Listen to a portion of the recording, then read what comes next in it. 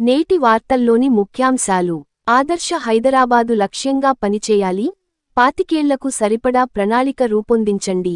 తాగునీరు, మురుగునీటి వ్యవస్థలను ప్రక్షాళన చేయాలి. అధికారులకు ముఖ్యమంత్రి రేవంత్ రెడ్డి ఆదేశం.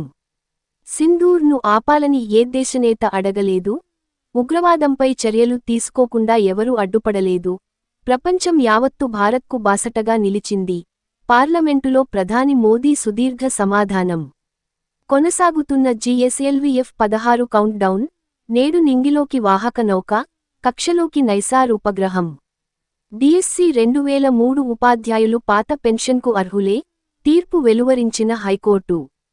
రెవెన్యూ శాఖలో డిప్యూటీ కలెక్టర్గా విధులు నిర్వహిస్తున్న 44 మంది సీనియర్లకు ప్రభుత్వం స్పెషల్ గ్రేడ్ డిప్యూటీ కలెక్టర్గా పదోన్నతి కల్పించింది. ఆదాయం పన్ను విభాగం ప్రిన్సిపల్ చీఫ్ కమిషనర్గా అనిల్ కుమార్, 9 ఏళ్ల తర్వాత ఈ బాధ్యతల్లోకి తెలుగు వ్యక్తి. క్రీడా వార్తలు. భారత అగ్రశ్రేణి డబుల్స్ క్రీడాకారులు సాత్విక్ సాయిరాజ్, చిరాగ్ శెట్టి మకావు ఓపెన్ ప్రపంచ టూర్ సూపర్ 300 బ్యాడ్మింటన్ టోర్నీలో శుభారంభం చేశారు.